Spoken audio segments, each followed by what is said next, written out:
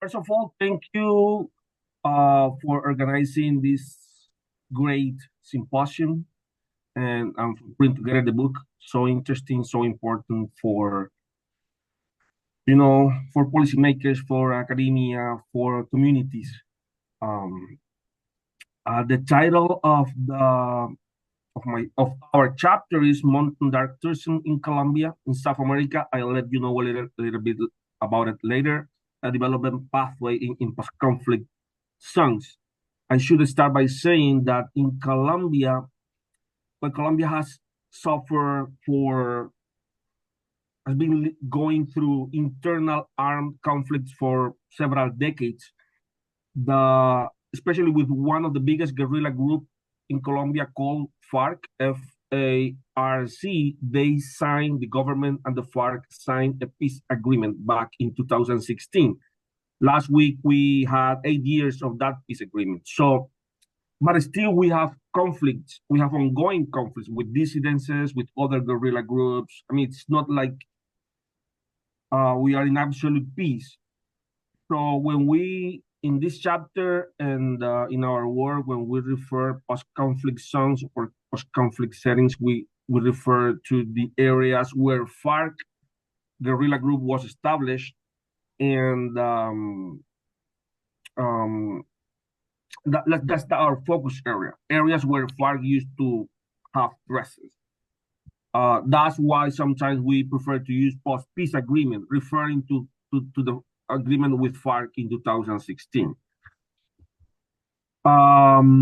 These are my two co-authors and at the same time directors. I'm currently doing my PhD, and they are my doctoral supervisors, Dr.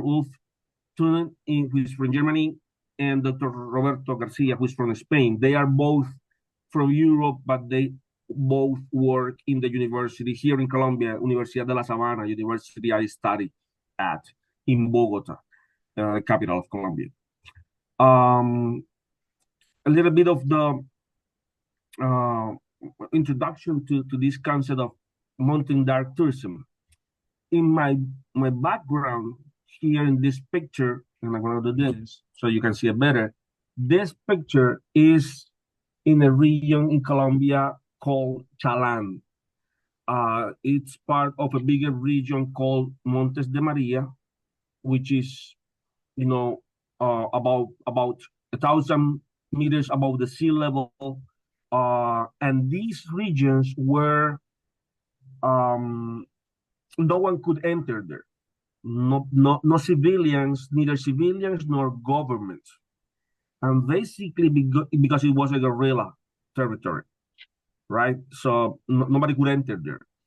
Now that in terms of from the environmental perspective, that really, was something good for that region, because they, basically guerrilla wanted to protect the region. Nobody was entering there. There was no roads, no traffic, no industries. So in terms of the environmentally speaking, it was a really, well-protected region. So, and then we can see a little bit of the video and there of the region as well. Northern part of Colombia, Caribbean part of the country.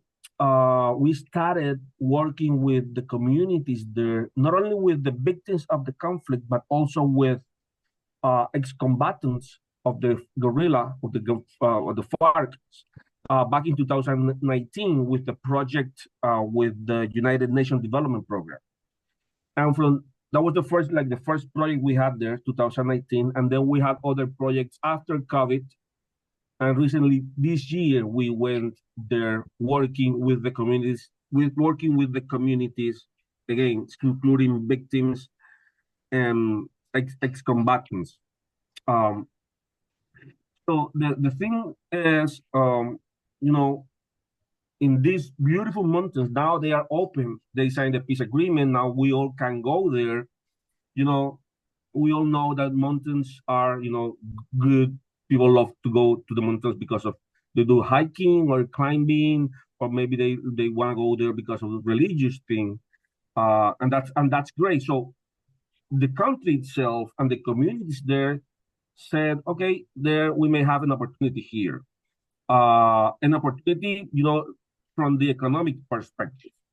Not only mountains are seen as tourist destinations, but also people, the poorest people or vulnerable communities live there. So now people can come here, and we have economic challenges. Let's see if we can start working, not only growing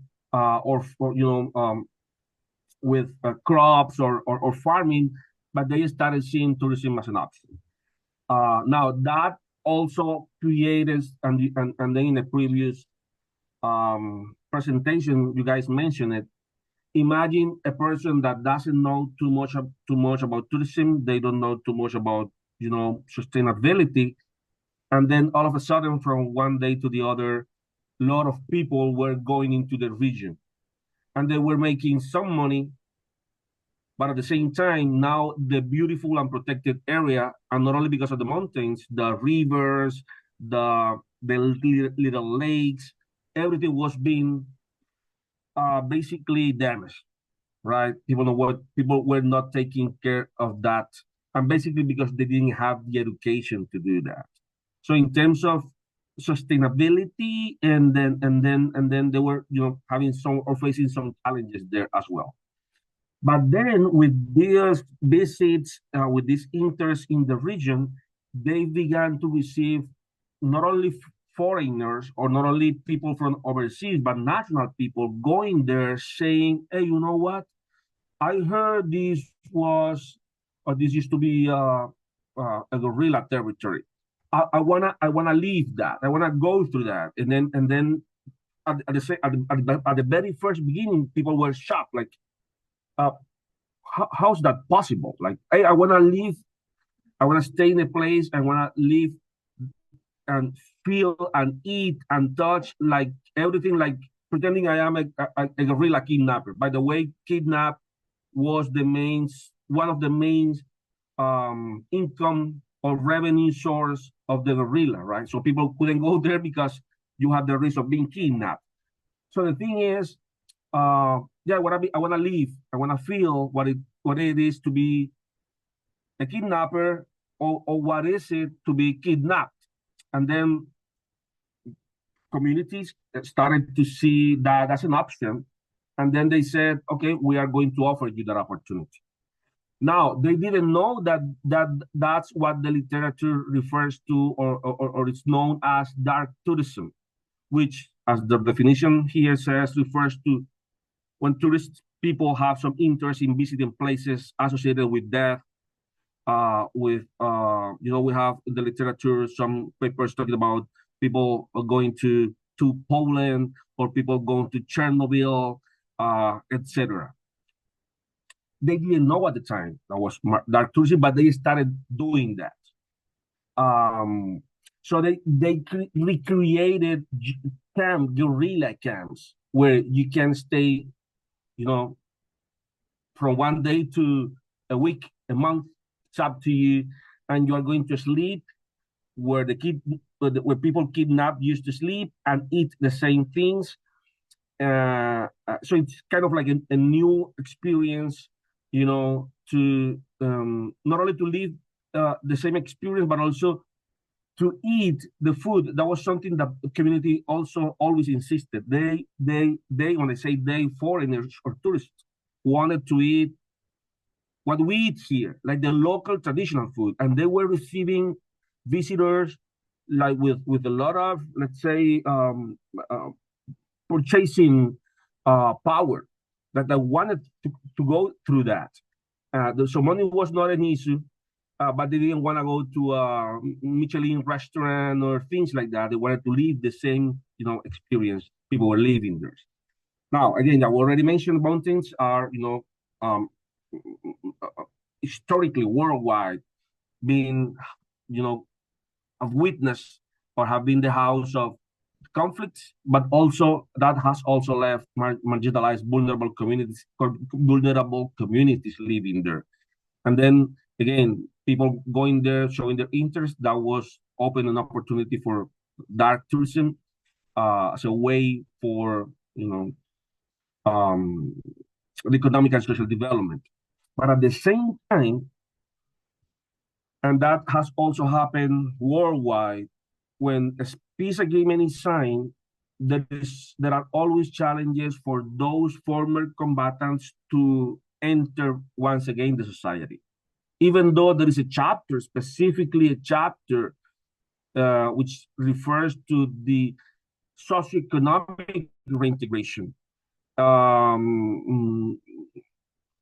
Here in Colombia, and again, in many countries worldwide, it's not that easy. There's a lot of stigmas. People don't want to work with a former combatant. People don't want to have an ex-combatant as a co-worker, as a classmate, as a neighbor. So they were having that. The government itself was not, has been 8 years since we signed that peace agreement. It's been there have been progresses. It's been slow, but imagine a person that used to make a lot of money with in the illegal side, but still getting some money. And now we signed the peace agreement. They didn't have that option, and they still have their families and their, they have their needs. So all the options that we could, and the government says, on the society, all the options that we can have at hand that help with that socioeconomic reintegration is worth trying them. And then dark tourism appears as one of those options. The chapter we're going to be, talking about, it's a cooperative created by FARC ex-combatants and victim communities, which is also, and I should say that at this point, a way of reconciliation. I mean, former perpetrators working with their victims together. Sometimes when we talk to them and when we talk to companies, we say, hey, sometimes we hear from the cities, we say, hey, no, I don't want to work with former combatants. I don't forgive them. But those who actually suffered, because imagine you working with the guy or with the group that killed your father or your husband. Now, but these guys, they forgave, victims forgave them. So I found that also fascinating, like a real world example of love, of peace and forgiveness, which is just not only a peace agreement, the document between the parties, but the actual forgiveness, the actual reconciliation is also next. It's very powerful, and it's an example for the world. That's what our case study is about. FARC ex-combatants and victim communities working, creating a cooperative, tourism cooperative, working or using dark tourism there as a means to reintegration and socioeconomic reintegration. Our case study is located in Chalam, Montes de Maria, as I said. Let me see if I have the laser here. 1 second. This is Colombia, north of South America, and the region is just right here. I'm not, by the way, I'm located in Cartagena, which is just like 2 hours from there. And then Chalam, which is the town, is part of this bigger, very famous region called Montes de Maria. 15 towns there, including two what we call in Colombia departamentos or departments. All these blue areas are departments. Colombia, after the peace agreement, decided to prioritize 170 of those regions in something called the Development and Economic Program, Development and Economic Programs, but giving a lot of importance to the territories. Montes de Maria is one of those regions selected, prioritized by the government. Yeah, again, and they decided to choose that because of the suffer they went through. An area marked by the conflict, a lot of poverty there, a lot of vulnerable communities, victims, indigenous people, and they also had the illicit crop cultivation. That has also been an issue, and that is being replaced with other crops. But again, still 2024, they still face that challenge as well. We already mentioned that they found that the via tourism, and not only dark tourism, because they also do tourism, bird watching, they also do that. But in general, they say, okay, tourism is a valid option to actually build peace. And again, this cooperative, it's, combination, they work together, ex-combatant and cooperatives. This here, down here, was taken kind of like, not sorry for the best picture, but it had to be taken from the car back early this year in March, April, when we were going into the region. These guys here are the Colombian official army. And then that was a plan, or the territory is just back there, like an hour, 2 hours, like going here straight there. But like this was like the first point of entrance to the region. But then a few minutes after that, you are going to find these places where, well, we think are militaries, but the truth is that they are not militaries. It's just local people, armed people, still taking care of the territories. So at the beginning, it was a little bit of scary. Then we had to show that we were professors, we're doing research, but the thing is, it's still something that we find here in Colombia, where they live the institutional, the institutions, just the militaries, with armed, civilians armed, taking care of themselves because there are no presence of the government. In the past, that has created serious issues with paramilitary groups here in Colombia. In fact, before 2016 FARC agreement, peace agreement before that, the big peace agreement was signed with the paramilitary group. But again, still, if we go to territories, we see that. We see that they're still there. And we need to show them that who are you? Where are you going? Or are you working with the police or and then we have to show them that researchers, academia, etc. This is one of this challenge. This is already in challenge. This myself with one colleague here. We have, in case you wonder why we show the picture this way, is because here we have some ex-combatants that they are what they call, they are protected ex-combatants, which means that they are already in the legal side, but they cannot show their face. Otherwise, there is a high risk of their enemies identify them and and go them and chase them, and then basically disappeared. So they said, take the picture that way so our face is not clear. This cooperative was established in 2021, 5 years after the peace agreement. At the beginning, they were doing, okay, ecotourism. Let's take the tourists to these beautiful places. And then, as I said, some of the visitors began to ask for, hey, I wanna live in a guerrilla jungle camp. I wanna see what that is. And they want to have activities that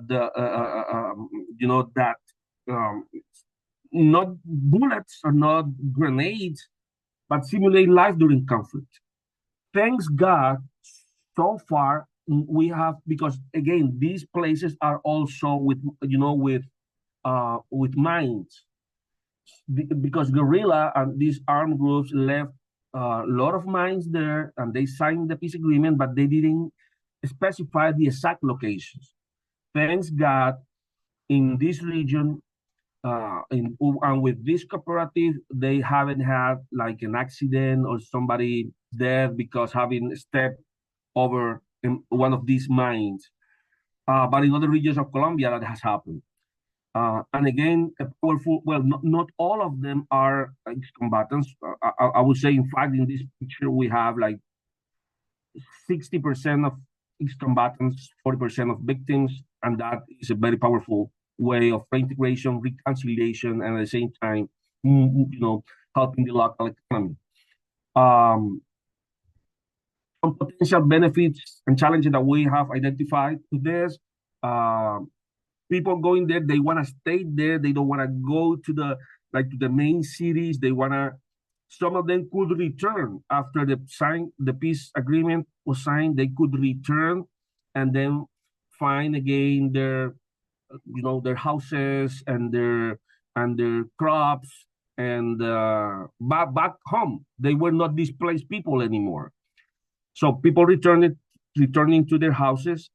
For ex-combatants, they know the territory. They also didn't want to go to the capitals, and they decided to go there. And then, okay, so there we have a potential.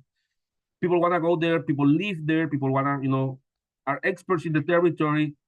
Let's help them with tourism and with dark tourism and with tourism in general to move forward.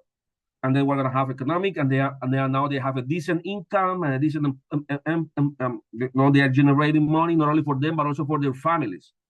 By the way, the cooperative, it's integrated by around 40 members, founders, but right now it's around 120 people and their families benefiting from them, including ex-combatants and former victims. Now they have also realized in this region here, these are creek or a little, waterfall was one of the ones who was suffering the most because people were going there and they didn't have bathrooms, for example. They didn't have portable water. People were going there really beautiful, but when they, 2 days, 3 days, whatever, when they were returning, a lot of garbage. The bathrooms were, the natural bathrooms, we call them. So basically this one of the areas that was suffering a lot. And then they themselves realized, hey, the water used to be light blue, very beautiful. And then when we decide to open the territories, we're damaging this. We are damaging our house. And also because their beliefs is, we don't want to, hurt or do any harm to mother nature. So basically, they realized that they were doing some environmentally damages, and they began to educate themselves. By the way, the 2019 project with the United Nations Development Program that was specifically for tourism include not only capital seats for them, but also education training in terms of sustainability, which I was part of, inclusive tourism, financial aspects, etc. It's still very informal. The government needs to play like a more important role there in terms of more structured policies. I mean, it's not like sometimes we were not part of the territory. It's still Colombian territory. So the thing is that they need to have more presence there, not only in tourism, in general. If they wanna, do things better, that's what we always, every time that we present this, we always reserve some spaces with local authorities and present them our findings. So policymakers, you see what I'm saying? So they can somehow, okay, then you've been to the territory, you understand more than I do, because sometimes they want to create their policies from the desk, not from the territory. So anyways, what I'm trying to say is working together with policymakers is key here to have a more structured, formalized legal, not legal, but formalized tourism. And again, once the government plays a more important role, there's a challenge, but it's a challenge, but at the same time, let's see that's an opportunity. There is limited institutional support, but because at the beginning, it's been what I've been myself, 2019, 5 years in the territories, going with the help of international cooperation. United Nations, etc. But the government has they could do more, basically. And it's not because of not only for the academic perspective, but for the communities themselves.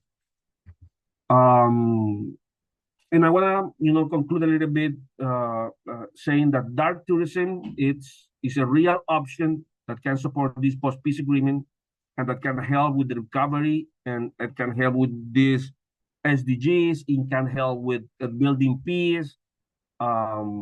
It's an option. It's real.